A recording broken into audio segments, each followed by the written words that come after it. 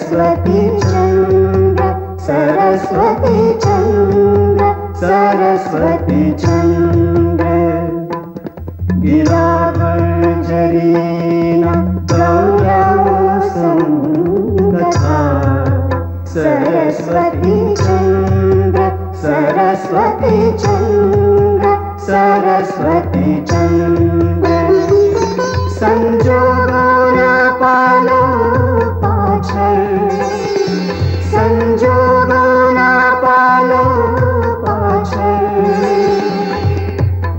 बालनी संगे कथा सरस्वती चंद्र सरस्वती चंद्र सरस्वती चंद्र गिरागुर्जरीना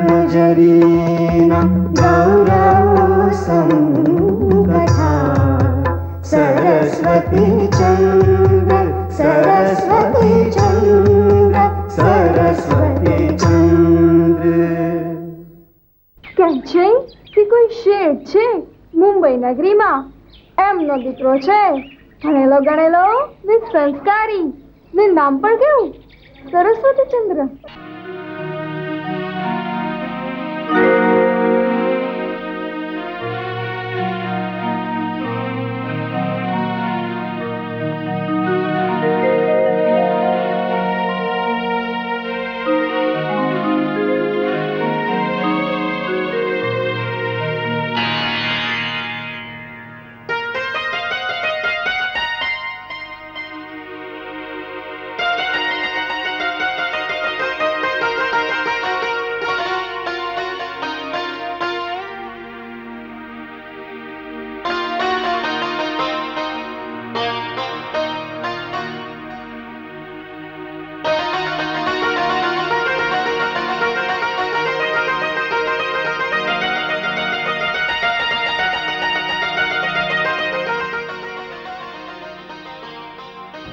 ચંદ્ર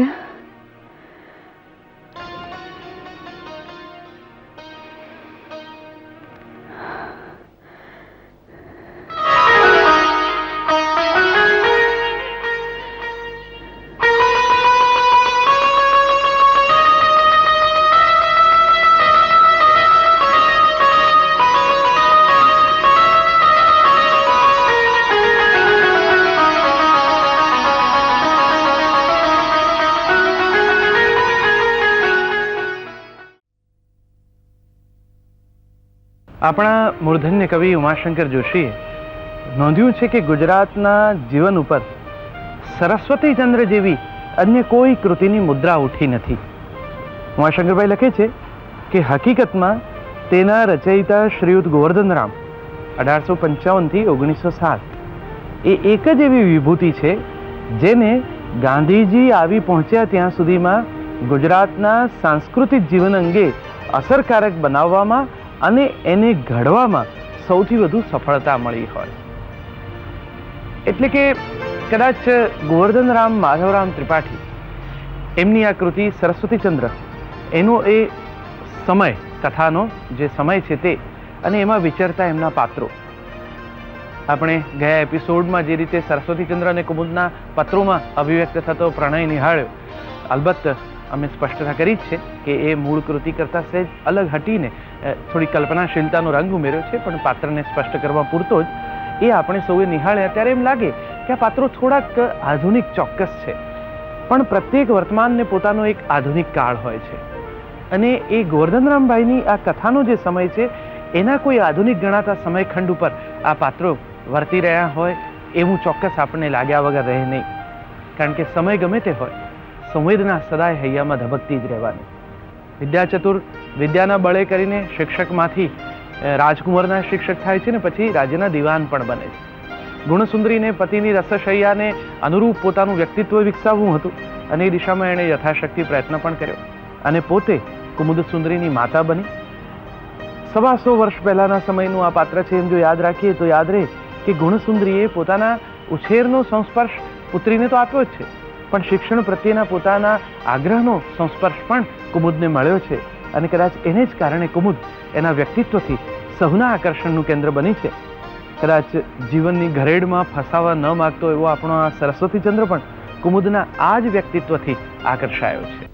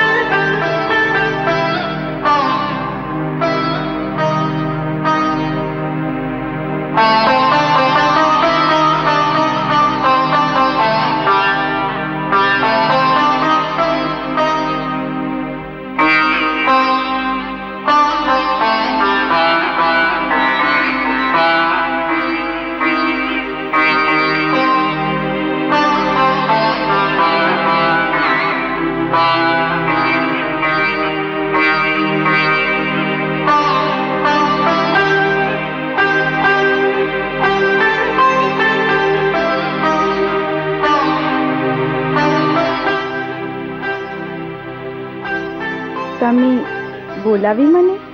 ઓહ કુમુદ, આવો, બેસો ને.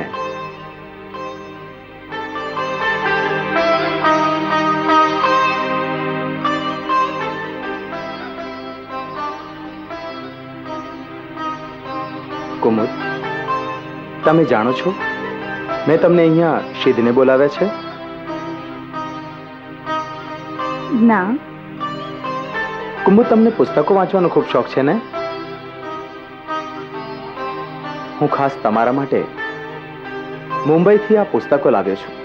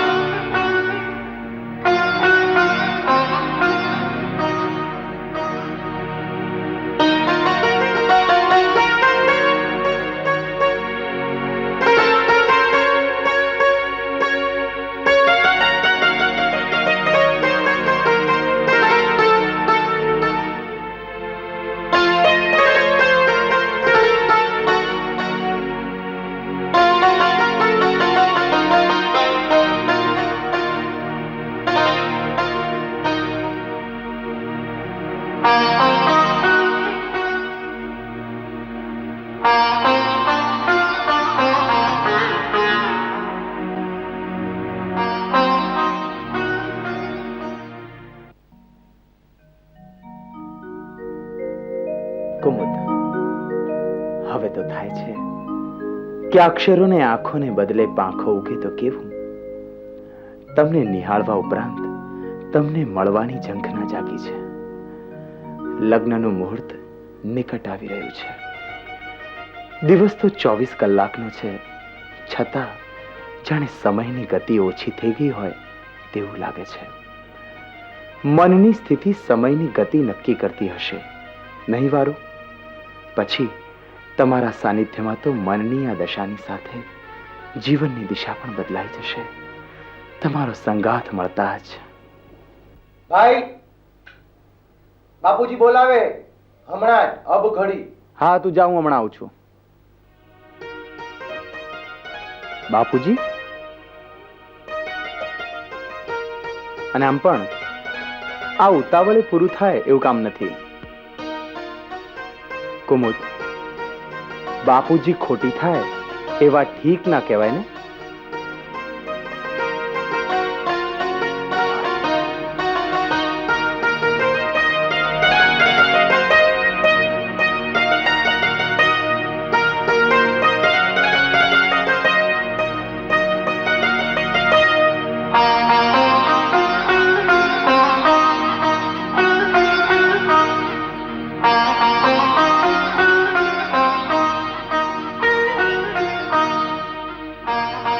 ભાઈ, મારે તમને કંઈ કહેવું છે જેથી તમારી શાન ઠેકાણે આવે. હાજી, કહો ને. આપ નહીં કહો તો બીજું કોણ કહેશે મને? જ્યારથી તમે રત્નનગરીથી મુંબઈ પાછા આવ્યા ત્યારથી તમારામાં વિપરીત ભાવ દીઠો છે. તમારા વિવાહ તમારા સુખ માટે કર્યા છે, પરંતુ કુટુંબમાં ગ્રહ ક્લેશ ન થાય એ જોવાની જવાબદારી તમારી છે. કેટલીક સ્ત્રીઓ વરને કાન ભંભેણી કરી કુટુંબને તબાહ કરે છે, પણ જે વહુ પરણ્યા પહેલા આવું કરશે તે લગ્ન પછી શું ન કરે? વરનું કાળજું ઠેકાણે હોય તો કશાની અડચણ નહીં. તમે તો પરણ્યા પહેલા જ વહુ ગેલા થયા. વિદ્યા ચતુરની દીકરી જોડેના તમારા સંબંધે હું છેતરાણો હોય એવું લાગે છે. પરણ્યા પહેલા કુમુદે તમને એવા વશ કર્યા, તમે આટલા દ્રવ્યનો વ્યય કર્યો, તમે થનાર પત્ની અને સાસરિયાથી વશ થઈ બાયલા બની ગયા છો. બાયલા.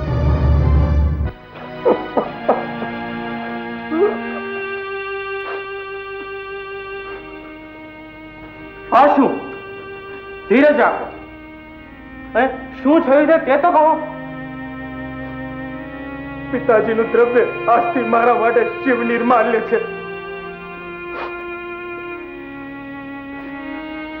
પિતાજીના આવા કહેણ પછી હવે હું કુમુદને પરણીને આ ઘરમાં સુખી નહીં રાખી શકું. માટે વિદ્યા ચતુર્જીને કુમુદને બીજે પરણાવવા માટે ગૃહ ત્યાગના નિર્ણય વિશે જણાવી દીધું છે. શું બકો છો ભાઈ? આવી ઉતાવળ? પછી ઘણા બધા રસ્તાઓ છે. પિતાજીના ઠપકાને તમે આવી રીતે ના લો. કુમુદનો વિચાર કર્યો? એ બિચારો શું થશે?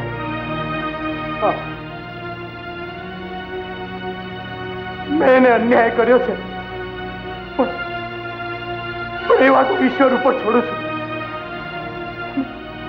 એને કોઈક સારો વર મળશે ને એટલે મને ભૂલી જશે.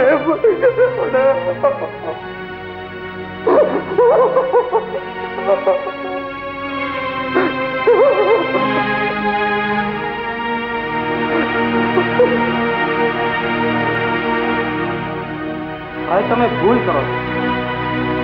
મુગ્ધાના હૃદયને ભાંગી પડતા વાર નથી લાગતી હો.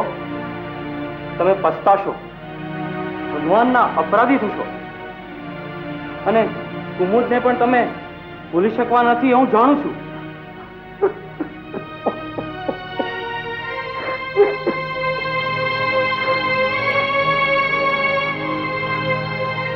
ચંદ્રકા,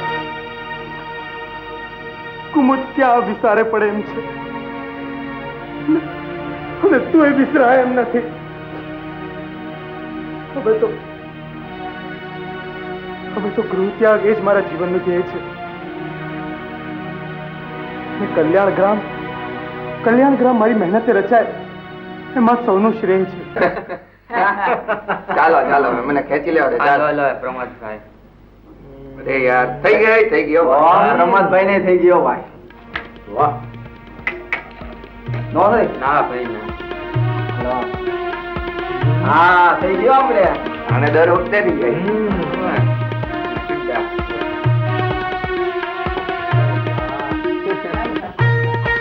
ચાલ ભાઈ ચાલ. લાવ ભાઈ લાવ. ખેંચવા દે. વાહ થઈ ગઈ. હા હા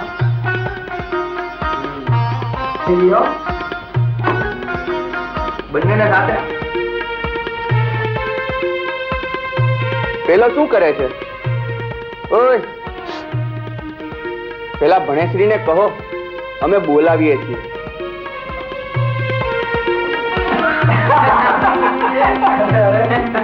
શું કરો છો તમે? એ જ તો અમને પૂછીએ છે ભાઈ કે શું કરે છે તું? આ આવી મજાની મહેફિલ જમી છે ત્યાં તું છાપામાં ખોવાઈ ગયો. અલ્યા આ તો લાઇબ્રેરી છે. હા તો અમરથી પુત્ર પ્રમોદનભાઈ ની મહેફિલ છે. મહેફિલ આ તો સુરા અને સુંદરીનો મહિમા એ તો હું જાણું છું ને હવે તો મને પણ લાગે છે કે ખરી મજા તો આમાં જ છે. અમે ચોપડા ચૂસવાથી શું વળવાનું, અંતે તો ઘર જ છોડવાનું ને. અલ્યા કોણે ઘર છોડ્યું? આ મુંબઈના શેઠ લક્ષ્મી નંદનના ચિરંજીવી સરસ્વતી ચંદ્ર. લક્ષ્મીનંદન શેઠ એ તો સાચા અર્થમાં લક્ષ્મીપતિ ગણાય છે. મુંબઈની બજારમાં એની હાક વાગે. એનો છોકરો, એને વળી શું દુઃખ હતું? બાપા જોડે ભળતું નહીં હોય ભાઈને. બાપ દીકરા વચ્ચે કઈક ચળબળ થઈ, એમાં ઘર છોડી દીધું ભાઈએ. મૂરખ જ વળી બાપાના લાખો રૂપિયાને લાત મારી દીધી.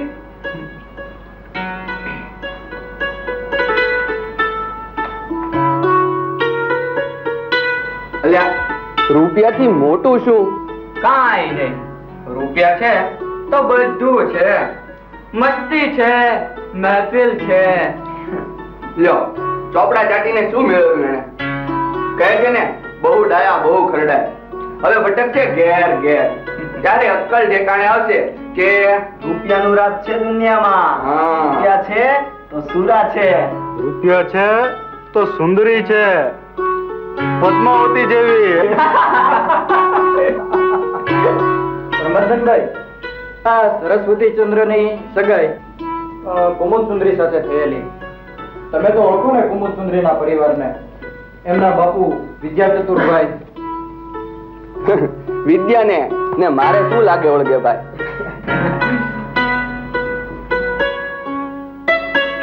કહે છે કે આ છોકરી પણ એના બાપ જેવી સંસ્કારી અને ભણેલી ગણેલી છે.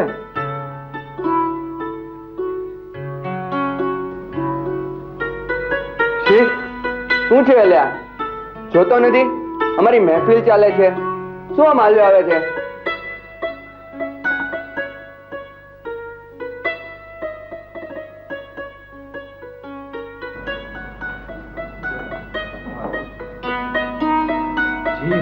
યાદ દેવડાવવા આવેલું કે પદ્માવતી આપની વાટ જોવે છે, આપને એમને ત્યાં જવાનું છે ને? હા અલ્યા એ સારું યાદ કરાયું. હો આ તારા ભણવા ગણવાની પંચાયતમાં હમણાં મારું ભણતર રખડી પડે. તમારું ભણતર? તમે વળી શું ભણવાનું શરૂ કર્યું અને અત્યારે અંધારું થઈ? અલ્યા અમે પદ્માવતીના ચેલા થયા છીએ. એ અમને શૃંગાર સતક શીખવે છે. એ તો વળી અંધારે જ શીખાય ને.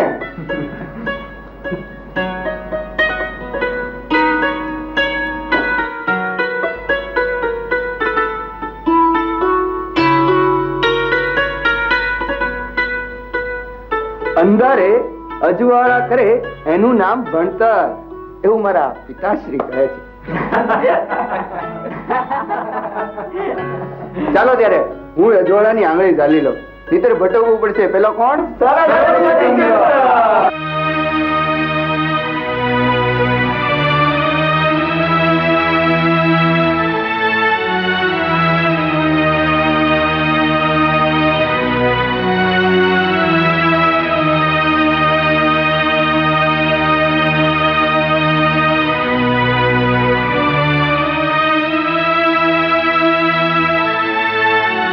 સૌભાગ્ય અમર રહે. તેને હવે મરજી પડે ત્યાં પરણાવજો. હું હજી માની જ નથી શકતી. પરંતુ શંકા કરવાને પણ કોઈ કારણ નથી. ખરેખર આ પત્ર સરસ્વતી ચંદ્રનો છે ને? એ પત્ર સીધો મારા નામે જ આવ્યો છે. અને પત્રમાંની વિગતો ઉપરથી એ પણ સ્પષ્ટ છે કે પત્ર સરસ્વતી ચંદ્રનો જ છે. પણ મને એ નથી સમજાતું કે એમણે આવું કર્યું શું કામ. પત્ર એ સ્પષ્ટ કે છે. તમે કામ કરો, પત્ર ફરી એકવાર વાંચી જાઓ.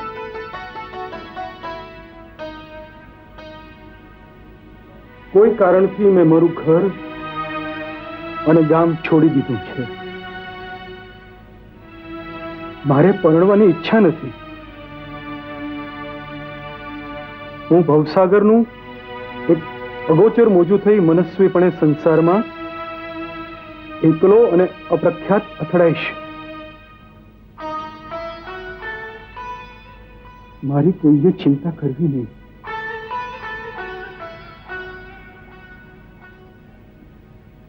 મારી ભાળ હવે લાગવાની નથી.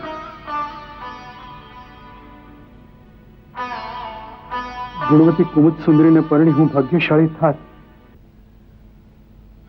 પરંતુ મારાથી એ સુખી થઈ શકત એવું એકદમ મારાથી મનાતું નથી.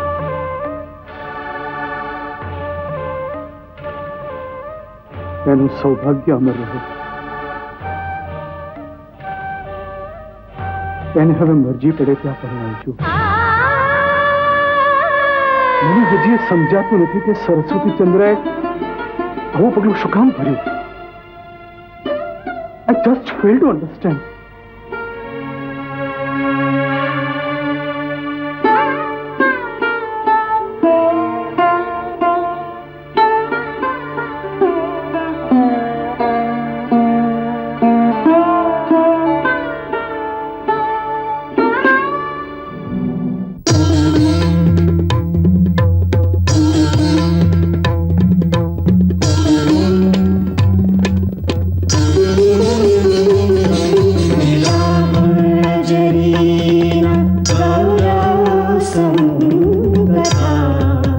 सरस्वती चंद्र सरस्वती चंद्र सरस्वती चंद्र गिराभंजरीना गौरवसंगता